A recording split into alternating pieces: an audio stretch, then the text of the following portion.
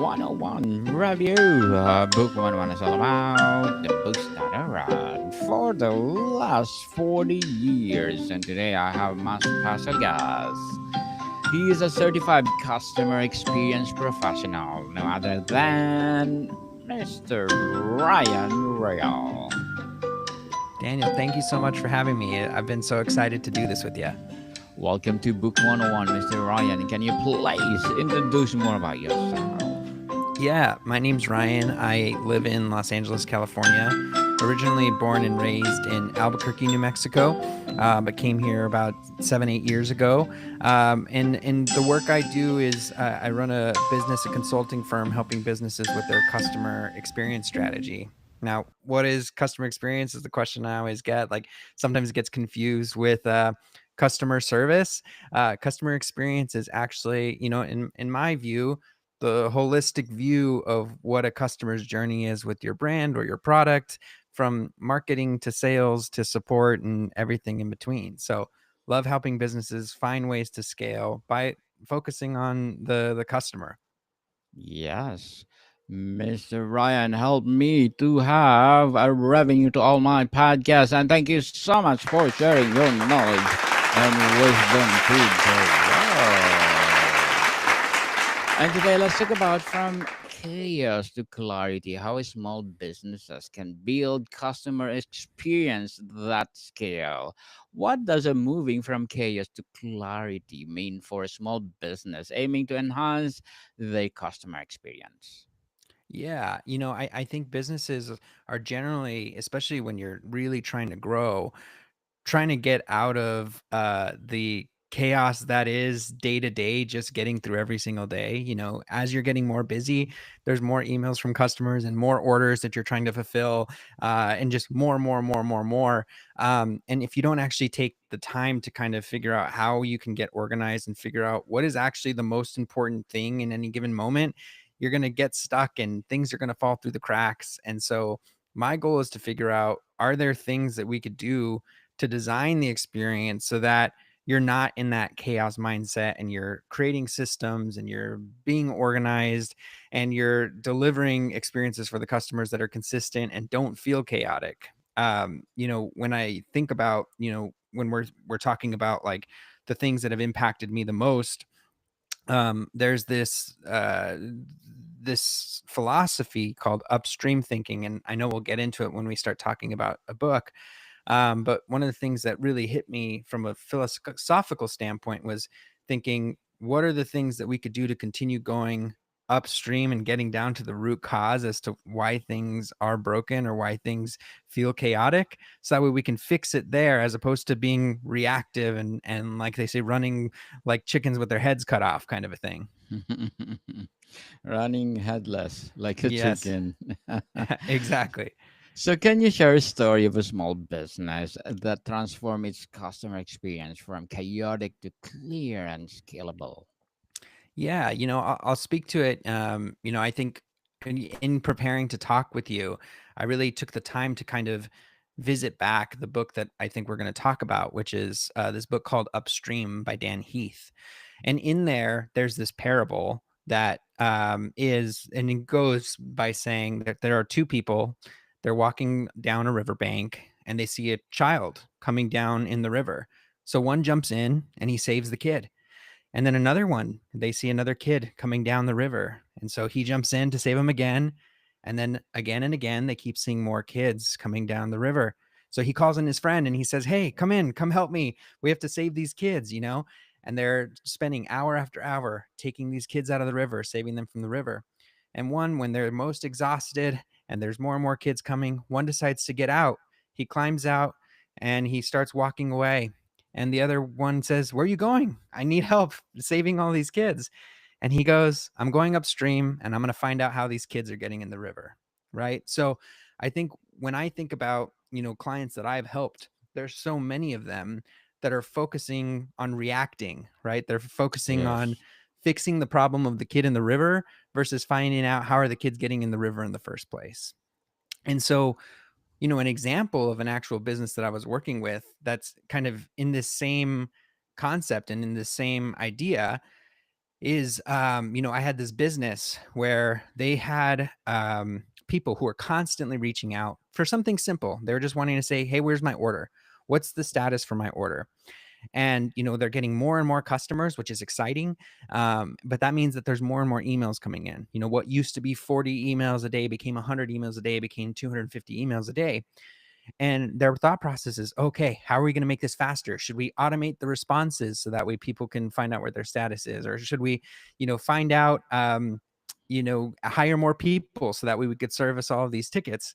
And instead, what we decided to do was find out what are people reaching out for. And when we found out that people were reaching out to get status on their order, we started to think, okay, how can we give them the status for their order before they're reaching out to ask for it, right? So now I don't have to hire people to handle all these tickets.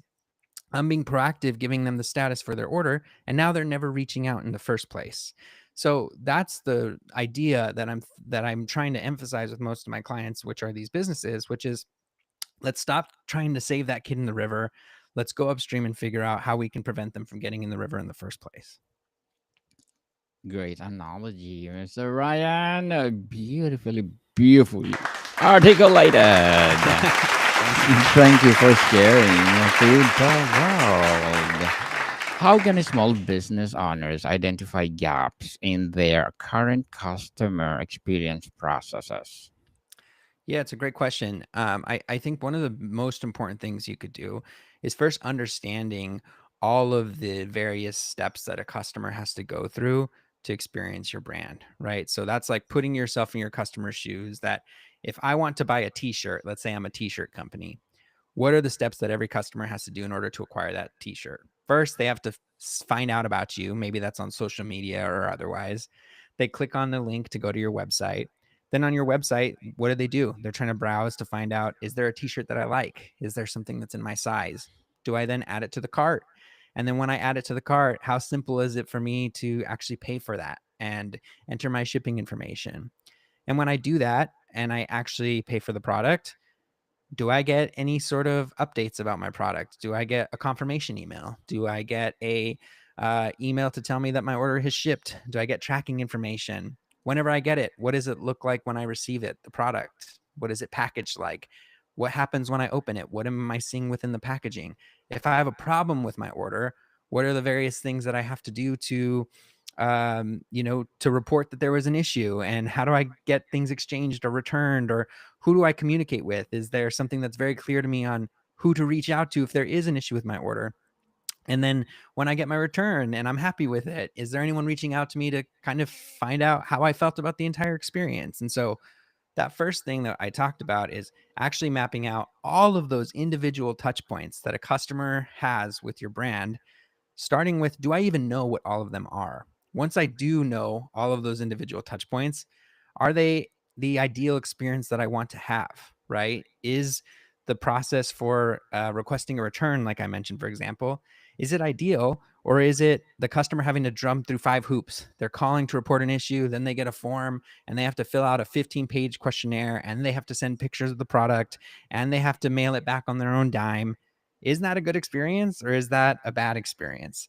And by first putting yourself in your customer's shoes, you might be able to start finding some things that, hey, that's not actually the most ideal experience. That's actually a pretty crappy experience, and I want to fix that, right? And so those are the gaps that I would first say from an hypothesis standpoint. Then secondarily, my suggestion would also then be to actually get feedback from your customers about that, right? I may assume that a customer doesn't like that return journey, but I want to validate that hypothesis. I want to actually reach out and get feedback from customers about, hey, how was that return process for you? And if I think it was full of friction, do their words actually validate that? And are they giving me feedback to say, yeah, that was a terrible experience. It sucked to have to fill out the form of 15 questions and send you 10 photos and call someone and email someone else just to get a return. And so if I'm already, then able to validate both with the customer's experience and my own hypothesis about the experience, and those align, those are the best ways to figure out, okay, that's a problem we have to fix. That way you can zoom in on that problem and then go fix it. Indeed, interesting, Mr. Ryan. And how does understanding customer needs help transition from chaotic to clear interaction? Yeah, I think that kind of goes back to what we were talking about, right? Like if you don't actually go further upstream to understand how and why people are finding your product or how and why people are deciding to use you as your business, you're never going to be able to deliver those things. I often like to say if you can't give people what they need, want, and value, you can't give them what they need, want, and value. And I think back to there's a famous quote from Henry Ford, who was the maker of the automobile, and he said, "If I listened to the people, they would have asked for faster horses." And there's a ton of entrepreneurs and innovators that take that line to say, customers don't know what they want. Customers would have asked for faster horses, so we should ignore them in order to actually be innovators, in order to actually make progress. We have to ignore the people. But I like to challenge that and say, well, why would people be asking for faster horses? What would be the thing that would make a meaningful impact to their life if we had faster horses? Does getting from point A to point B faster make things better for them because they can keep their crops fresher, going from the city to their farm where they're from? Or does that mean that their cost savings are better because they can do things faster? Whatever the case is, there's a reason for it.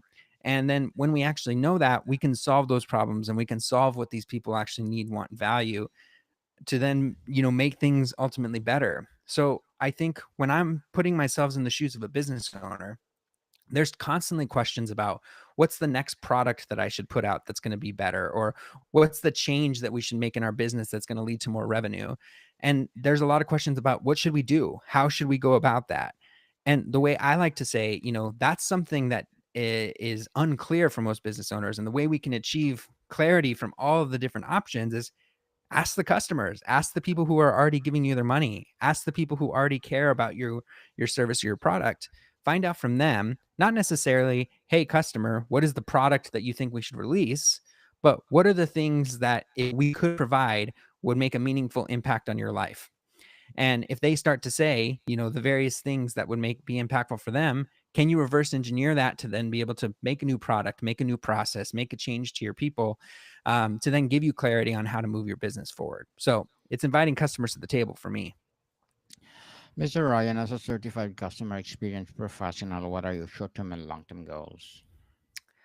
It's a great question. I think one of the things that was most important to me in starting my own business was figuring out how I can have a larger impact.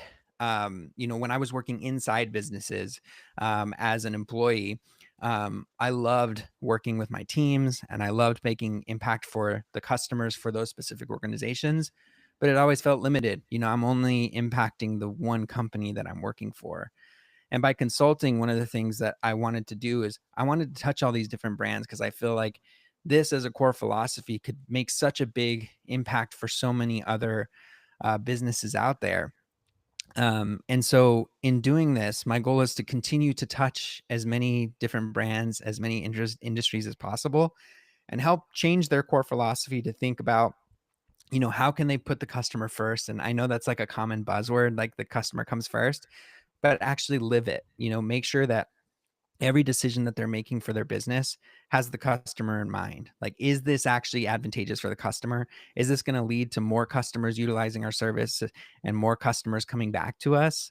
Like, if the answer is no, then you shouldn't be doing that. And so, both my long-term and short-term goals are to, continue to share and grow this philosophy across businesses, in multiple ecosystems. Another book that actually came to mind for me before we had this conversation is one by Adam Grant called Give and Take. And it really breaks things down by thinking about two different types of people.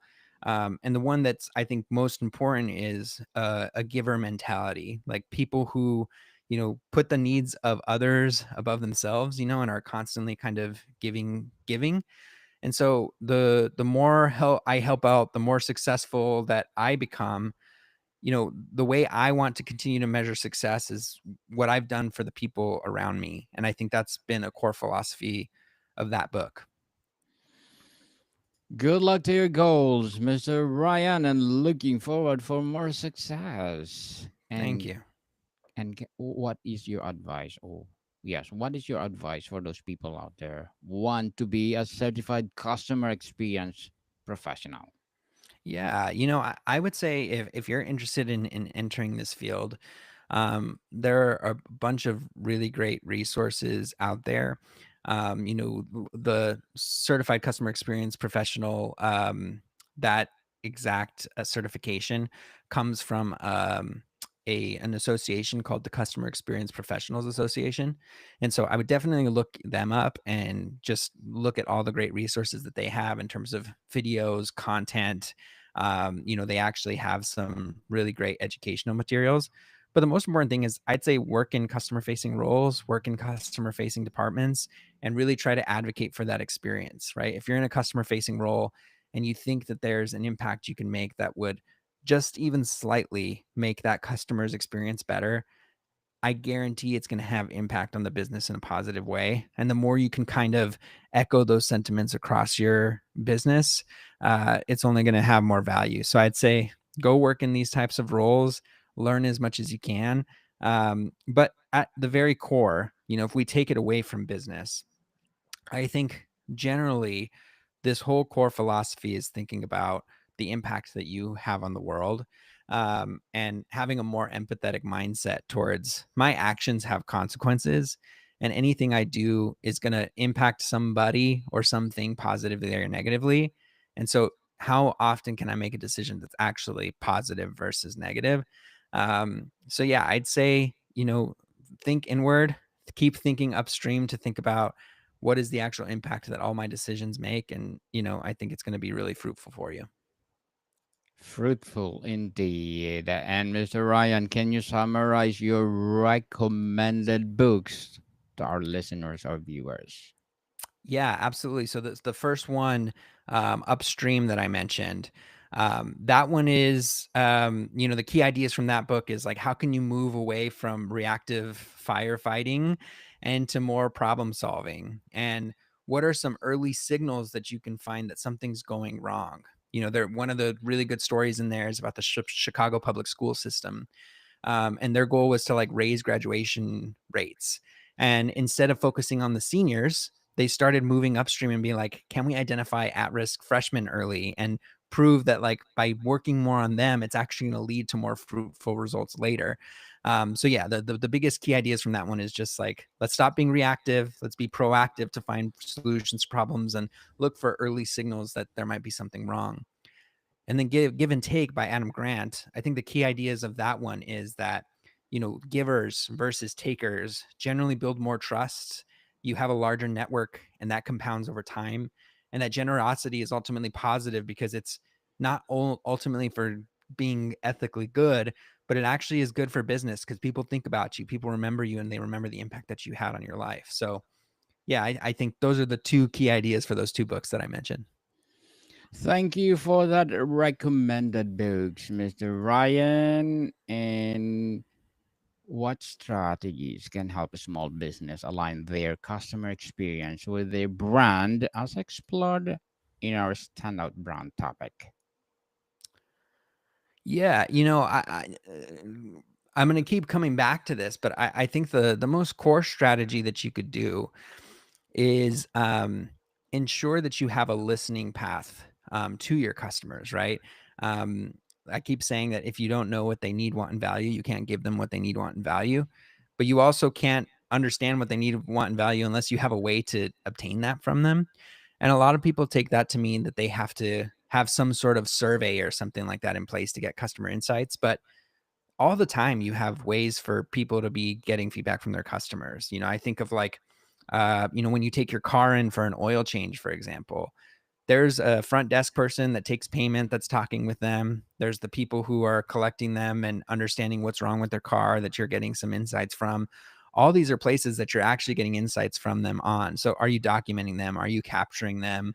And there are a lot of really good tools and ways that you can start to capture some of this stuff now. Even something as simple as like an employee writing up a report at the end of every oil change that comes in. There should be a section of that to be like, what are some of the things the customer said that they liked about the experience? What are some of the things that they didn't like about what was going on with their car? What was the problems they had when they came in, or what was the customer hoping to achieve?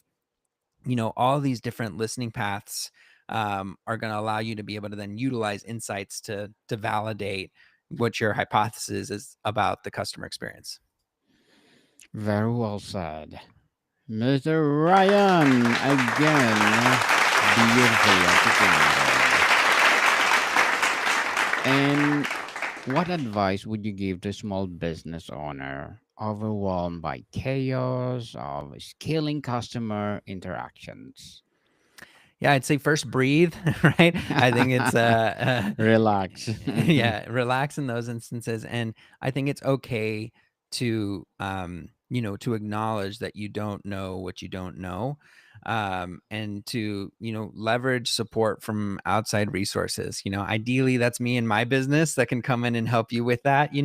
But at the end of the day, also remembering that whenever you zoom out and you take the time to figure out, okay, what is the thing that's going to allow me to really understand what's happening with my business and what are the ways that the customers are feeling about my brand. And when you can zoom out and do the work to go upstream, you'll generally be able to find some answers. So when it feels chaotic and stressful, and even just that idea of like taking the time to dig a little deeper feels daunting, that there is an answer at the other side, that it's okay not to know the answers, but if you're strategic about taking the right steps and focusing on what really matters, you will find an answer and you will find a path forward.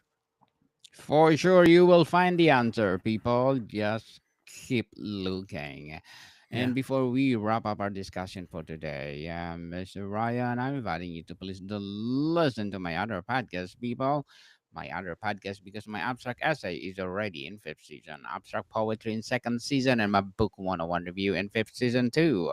Comedy 101 in second season, and my food 101 in fifth season as well. Geography 101 in fourth season, and my baby podcast Law 101 and Mental Health 101. Love Letters in third season, and Movie 101 review and Music 101 in each fourth season, and Science 101 and Sex 101 in its first season. Please listen to them wherever you listen your podcast. Mr. Ryan, for listeners and viewers of Book 101 Review, what's one actionable step a small business can take today to move from chaos to clarity in their customer experience? Yeah, I'd first say the first small step is to make one specific instance to find out how one customer felt about your brand, right? I think a lot of people like to say that what I always think of is like, to actually get in shape, the first step isn't to go to the gym, it's actually to like put on the shoes and the outfit to then get in the car, then get to the gym, kind of a thing. And so you can't solve everything right away. It has to be the first step of putting on the shoes, or it has to be the first step of putting on the workout attire. And so the first thing you could do is, you can't talk to 100 customers until you've talked to one. And so I'd say the first thing, small thing you could do is make it a meaningful impact to ask one customer about how they felt about a specific part of your business or a specific part of your product. Definitely. And lastly, Mr. Ryan, can you discuss to us the six steps to streamline? Yeah, the way I really like to approach this for businesses is the first part. If we're talking about these six steps, that some of what you see on the screen here, is the first one is to really understand your problems, right? That's that zooming out, looking at all the friction points and figure out, okay, what are the things that are potentially problematic for us? Then two, strategize, okay, what might be the things based on what we learned from our customers that could fix things, right? So if I go back to my example about the poor return process for the t-shirt, we know, okay, if we fix this problem, it's going to make an impact. How do we do that? Is that software management? Is that people? Is that process? Putting that into place to make sure that we have those insights and that we're making meaningful changes. Then four, I'd say it's like training your team on this new process. You can put in new software, you can put in new process, but if your team's not executing it, it kind of doesn't make a big impact. So training your team on how to do that. And after you made all these changes, implemented the software, you want to track performance. Did that make a meaningful impact? Are returns happening less, or are people, indicating that they are happier with their product after they've done that? Track your performance and make sure that it's right. And then lastly, once you've kind of done all of that, it should be a feedback loop. Then you do it all over again, and you continue to lead and scale your operation based on, finding a problem, implementing these tools to fix it, tracking, confirming that it's doing, and repeat. Mr. Ryan Rael, thank you so much for sharing your knowledge and wisdom to the world. So can you please invite our listeners to support your advocacy, your business, or wherever projects that you're doing right now? Yeah, absolutely. The best way to kind of support me, follow me on LinkedIn. I'm Ryan Rael, CCXP. Or if you want to chat further, you can always reach out there on my website, tightship-cx.com. Thanks. Yes, people, let's support Mr. Ryan Rael because if you support him, for sure, more and more and more empowering certified customer experience professional will come. And for sure, more and more empowering advocacy to come, more and more empowering business to come. So, Mr. Ryan, thank you so much for your time. Thank you, man. This was a blast, and it was fun to kind of dig into those books again and refresh some of that mentality for me. It was a fun exercise. Yes, and thank you so much for those books. More to come, people. See you soon.